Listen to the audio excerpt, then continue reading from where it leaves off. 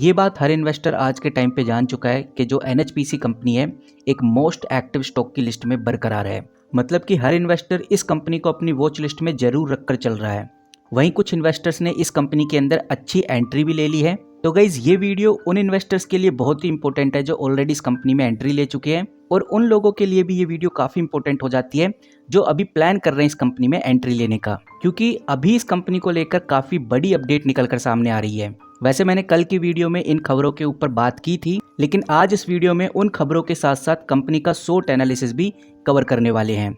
आपको बता दूं, ये analysis one of the most important analysis होता है और हर बड़ा इन्वेस्टर इसको जरूर करता है। वहीं इस एनालिसिस से ये भी आइडिया लग जाता है कि भाई आने वाले 2-3 महीनों में ये कंपनी कहां तक जा सकती है, कितनी ग्रो हो सकती है। तो गाइस चलिए देखते हैं। और सबसे पहले मैं आपको एक न्यूज़ दिखाने जा रहा हूँ। हालांकि ये न्यूज़ आपने ऑलरेडी देखी हुई है, बट मैं फिर से याद दिलाना चाहूंगा क्योंकि ये काफी इंपॉर्टेंट अपडेट है। एनएचपीसी का शेयर राइज इस वजह से हुआ क्योंकि जो CLSA है, CLSA ने अपनी रेटिंग को अपग्रेड किया। CLSA पहले इस कंपनी को आउट परफॉर्म की रेटिंग दे रहा था, लेकिन अब उसने हाई कन्वेंशन आउट परफॉर्म की रेटिंग दी है, यानी कि स्टॉक 100% ऊपर की तरफ बढ़ने वाला ही है। पहले उनका प्राइस टारगेट यानी कि CLSA का प्राइस टारगेट 117 रुपये था, अब वो बढ़कर 120 रुपये हो गया, यानी 3 रुपये और उन्होंने एक्स्ट्रा बढ़ा दिए हैं। फिर क्या गाइज, ये न्यूज़ बाहर आते ही CLSA का जो स्टॉक है आप देख सकते हैं 5 दिन में 10% के आसपास बढ़ता हुआ नजर आ रहा है, और बताया जा रहा है कि भाई अगर ये 120 रुपये तक नहीं बढ़ेगा तो 100 रुपये तक तो ईजिली बढ़ सकता है, क्योंकि CLSA द्वारा दी गई रेटिंग इस कंपनी के लिए एक पॉजिटिव मूवमेंट साबित हो सकती है। और इस अपडेट को मैं कल भी कवर कर चुका हूँ, आज भी इसलिए कवर किया है, जो लोग नए हैं उनको इस बारे में पता होना चाहिए कि अब आगे क्या हमें इस कंपनी में देखने को मिल सकता है। नाउ गाइज उसके बाद बात करते हैं काफ़ी इंपॉर्टेंट और सीरियस न्यूज़ की। यहाँ पर आप देखिए मैंने NHPC का स्टॉक खोला हुआ है, मैं स्क्रीनर पे हूँ। डॉक्यूमेंट्स के अंदर चलेंगे तो सिर्फ 1 दिन हुआ है और इस अपडेट को भी मैं कवर कर चुका हूँ, लेकिन फिर से मैं आपको दिखाना चाहूँगा क्योंकि ये अपडेट भी बहुत इंपॉर्टेंट हो जाती है। सिंपली मैं इसको डाउनलोड करके ओपन कर देता हूँ और ये आप डेट चेक कर सकते हैं। क्लियरली आपको इधर डेट नज़र आ जाएगी। और बेसिकली इस अपडेट में क्या कहा है, कंपनी की तरफ से ऑफिशियली अपडेट है। अब इस अपडेट में क्या कहा है इसको समझते हैं। यहाँ पर कंपनी का सीधा कहना है कि भाई जो livemint.com है उसके द्वारा एक अपडेट पब्लिश की गई। ये अपडेट 19 फरवरी 2025 को पब्लिश की गई थी। इस अपडेट में ये बताया जा रहा था कि NHPC जल्द ही PTC के को प्रमोटर स्टेक खरीदने वाली है, यानी कि इन स्टॉक्स को बाय कर सकती है। लेकिन NHPC के CMD राजकुमार चौधरी ने इस चीज़ को डिनाई किया है। उन्होंने बोला है कि भाई हम PTC के को प्रमोटर्स बनेंगे, लेकिन अभी ये काफ़ी इनिशियल स्टेज पे है, जो आप क्लियरली देख सकते हैं। यानी कि अभी एकदम एक्यूरेट नहीं कह सकते कि ये चीज़ 100% होगी, लेकिन ये अभी इनिशियल स्टेज पे है, तो हो भी सकता है और नहीं भी हो सकता। उन्होंने टोटली डिनाई नहीं किया, ये चीज़ हमें ध्यान में रखकर चलनी है। और जैसे ही अपडेट निकल के बाहर आती है तो काफ़ी ज़्यादा हलचल हमें कंपनी के स्टॉक प्राइस में देखने को मिलेगी। तो इस बड़ी अपडेट को आप ध्यान में रखकर जरूर चलिए। तो फिलहाल कह सकते हैं कि गाइज ये 2 बड़ी अपडेट थी जो मुझे लगा आपके साथ शेयर करनी चाहिए। और तो फिलहाल कोई ऐसी अपडेट निकल के सामने नहीं आ रही NHPC को लेकर, लेकिन जैसी आएगी तो सबसे पहले आपको इस चैनल पर देखने को मिलेगी। नाउ गाइज जैसा मैंने आपको बोला था कि मैं कंपनी के शॉर्ट एनालिसिस आपके सामने रखूंगा, और ये एनालिसिस इसलिए ज़रूरी होता है जिससे आपको ये आइडिया लग सके कि भाई आने वाले 2-3 महीने में कंपनी कैसा परफॉर्म करेगी। और ये शॉर्ट एनालिसिस मैं मनी कंट्रोल प्रो से आपके सामने रखूंगा, और मनी कंट्रोल काफ़ी पॉपुलर, काफ़ी जानी मानी वेबसाइट है, तो इसके शॉर्ट एनालिसिस पे हम रिलाई कर सकते हैं। ये आप इधर देख सकते हैं मैंने कंपनी का शॉर्ट एनालिसिस खोल दिया है।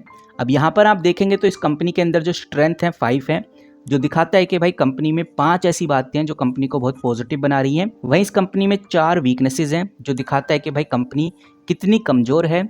एक अपॉर्चुनिटी है इस कंपनी में, यानी कि एक पॉजिटिव साइन है, और कोई भी थ्रेट नहीं है। तो अगर ऊपर देखें तो हमें साफ नज़र आता है कि भाई कंपनी का जो शॉर्ट एनालिसिस है बहुत एवरेज है। ऐसा सिग्नल नहीं दे रहा कि भाई कंपनी अच्छा परफॉर्म कर रही है, लेकिन ऐसा सिग्नल भी नहीं दे रहा कि कंपनी अच्छा परफॉर्म नहीं कर रही। एक एवरेज सिग्नल हमें देखने को मिल रहा है, क्योंकि जितनी स्ट्रेंथ है ऑलमोस्ट उसी के आसपास वीकनेसेस हैं, जो कि बहुत ही ज़्यादा है। वीकनेसेस अगर 1 या 2 होती तो हम कह सकते हैं कि हाँ चलो कंपनी पॉजिटिव है, बट यहाँ पर हम कह सकते हैं कि सिचुएशन काफ़ी न्यूट्रल नज़र आती है। लेकिन सबसे इंपॉर्टेंट सवाल ये है कि जो 5 स्ट्रेंथ हमें देखने को मिल रही हैं, ये 5 स्ट्रेंथ हैं क्या। सिंपली मैं स्ट्रेंथ को ओपन करता हूँ तो मेरे सामने 5 स्ट्रेंथ खुल के आ जाती हैं। तो सबसे पहली जो स्ट्रेंथ है, सबसे पहला जो पॉजिटिव पॉइंट है वो यही है कि कंपनी का जो नेट कैश फ्लो है वो बढ़ता जा रहा है। कैश फ्रॉम ऑपरेटिंग एक्टिविटी भी बढ़ती हुई नज़र आ रही है। इसका मतलब साफ है कि कंपनी का जो कोर बिजनेस है वहाँ से कंपनी अच्छा पैसा कमा रही है। और अगर ये जो कंपनी का नेट कैश फ्लो बढ़ रहा है तो ये बहुत अच्छा साइन है, क्योंकि कंपनी को नया लोन लेने की ज़रूरत नहीं होगी। और जैसा मैंने आपको बताया कि भाई कंपनी का अगर कैश फ्लो इंक्रीज़ हो रहा है तो जो कंपनी नए प्रोजेक्ट हैं या फिर R&D एक्विजिशन है, इसको ईजिली कर सकती है। वहीं गाइस जो दूसरा पॉजिटिव पॉइंट इधर निकल के सामने आ रहा है वो है कंपनी की बुक वैल्यू। और बुक वैल्यू कंपनी की पर शेयर के हिसाब से पिछले 2 सालों में बहुत तेज़ी से बढ़ी है, जिसका मतलब साफ है कि कंपनी की जो नेटवर्थ है वो भी बढ़ रही है और ओवरऑल कंपनी की फाइनेंशियल हेल्थ बेटर होती हुई नजर आ रही है। अब यहाँ पर जो लोग नहीं जानते कि भाई बुक वैल्यू क्या होती है और ये पिछले 2 साल से बढ़ रही, तो इन्वेस्टर को क्या फ़ायदा है, तो इसका मतलब बहुत साफ है, अगर कंपनी बंद हो जाए तो शेयर होल्डर्स को ज़्यादा वैल्यू मिलेगी, यानी कि ज़्यादा पैसा मिलेगा, क्योंकि कंपनी की बुक वैल्यू ज़्यादा है। और जब कंपनी की बुक वैल्यू बढ़ती है तो हम कह सकते हैं कि भाई लॉन्ग टर्म्स के लिए जो रिस्क है वो थोड़ा कम हो जाता है। और वहीं कंपनी डिविडेंड के चांस भी बढ़ा देती है, क्योंकि कंपनी स्ट्रॉन्ग फाइनेंशियल हो रही है, जिसकी वजह से कंपनी डिविडेंड पे आउट कर सकती है, ये स्कोप भी बढ़ने लगता है। तो इससे हमें आइडिया लग जाता है कि भाई बुक वैल्यू एक अच्छा साइन है इन्वेस्टर्स के लिए। और अगर हम तीसरे पॉजिटिव पॉइंट की बात करें तो साफ नजर आता है जीरो प्रमोटर प्लेजेस, यानी कि प्रमोटर्स ने कहीं भी अपनी कंपनी के स्टॉक्स को गिरवी नहीं रखा हुआ है, जो कि एक और अच्छा साइन है, यानी कि कंपनी को कभी जरूरत ही नहीं पड़ी अपने स्टॉक्स को गिरवी रखने की। बाकी ये 2 टेक्निकली इंडिकेटर्स हैं, दोनों टेक्निकल इंडिकेटर्स में जैसे RSI बढ़ रहा है, सिंपल सी बात है RSI इसलिए बढ़ रहा है क्योंकि स्टॉक प्राइस बढ़ रहा है, और स्टॉक प्राइस गिरने लगेगा तो RSI भी नीचे की तरफ जाने लगेगा। वॉल्यूम में हाई वॉल्यूम चल रहा है तो हाई गेन भी चल रहा है, तो ये भी बहुत सिंपल है, अगर वॉल्यूम गिरेगा तो जो प्रॉफिट्स हैं वो भी गिरने लगेंगे। तो ये टेक्निकल इंडिकेटर हैं, प्राइस मोमेंटम के हिसाब से चेंज होते रहते हैं। लेकिन ये जो 3 पॉइंट्स हैं जो बहुत ही पॉजिटिव हैं, इनको नज़रअंदाज बिल्कुल नहीं करना चाहिए। नाउ गाइज अभी हमने कंपनी की 5 स्ट्रेंथ को देख लिया है, अब हम बात करेंगे 4 वीकनेसेस क्या क्या हैं। सबसे पहली जो वीकनेस हमें इधर देखने को मिल रही है वो बहुत क्लियर है कि कंपनी इनसिफिशेंट यूज़ कर रही है अपने एसेट्स का प्रॉफिट जनरेट करने के लिए, जिसकी वजह से ROA डिक्लाइन हो रहा है पिछले 2 सालों से। यानी कि मतलब साफ है कि कंपनी के पास एसेट्स हैं लेकिन कंपनी उनको सही से यूज़ नहीं कर रही, प्रॉफिट सही से नहीं बना पा रही। अब इसका जो रीज़न है वो ये हो सकता है कि कंपनी का जो ऑपरेशन है उसमें कोई प्रॉब्लम हो सकती है, जिससे हाई कॉस्ट, लो सेल या इनसिफिशेंट मैनेजमेंट भी एक बड़ी प्रॉब्लम हो सकती है। और जो ये RO गिरता हुआ नज़र आ रहा है, इसका भी एक सॉलिड रीज़न है कि भाई कंपनी अपने प्रॉफिट को सिंक कर रही है, जो कि इन्वेस्टर्स के लिए एक नेगेटिव सिग्नल है।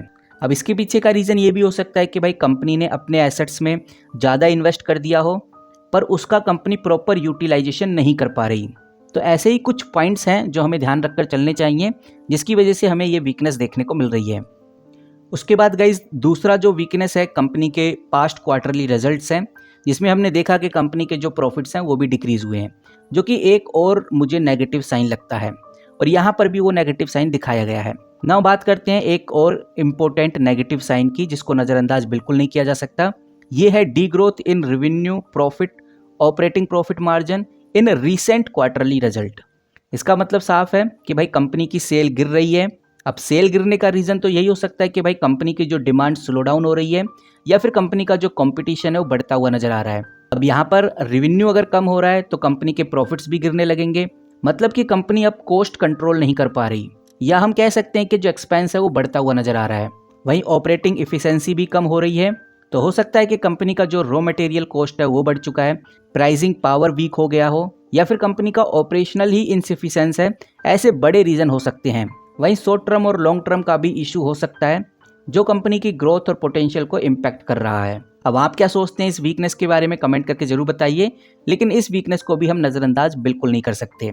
उसके बाद गाइस जो 4th नंबर की वीकनेस आती है वो है कंपनी की increase trend in non core income, यानी कि कंपनी नॉन कोर इनकम बढ़ाई जा रही है और जो कोर बिजनेस है वहाँ से इतना पैसा नहीं आ रहा। अब कुछ लोग सोचते होंगे कि भाई ये चीज़ नेगेटिव क्यों है, अच्छा ही है, कंपनी को पैसा आना चाहिए कहीं से भी आए।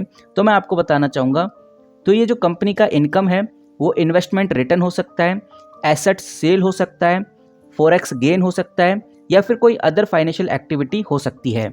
और अगर कंपनी का जो कोर है यानी जो बिजनेस कोर है वो ऑपरेशन स्ट्रॉन्ग नहीं है और वहीं कंपनी नॉन कोर इनकम पे ज़्यादा डिपेंड हो रही है, तो मैं आपको बता दूं नॉन कोर इनकम इतनी स्टेबल नहीं होती, क्योंकि non core income market fluctuation के ऊपर डिपेंड करती है और ये ऊपर नीचे होती रहती है।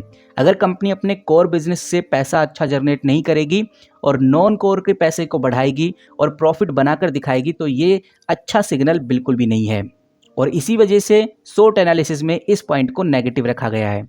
तो गाइज एक बात समझ में आ रही कि कंपनी का शॉर्ट एनालिसिस बहुत एवरेज है, जहां हमने कंपनी की स्ट्रेंथ वीकनेसेस को देखा।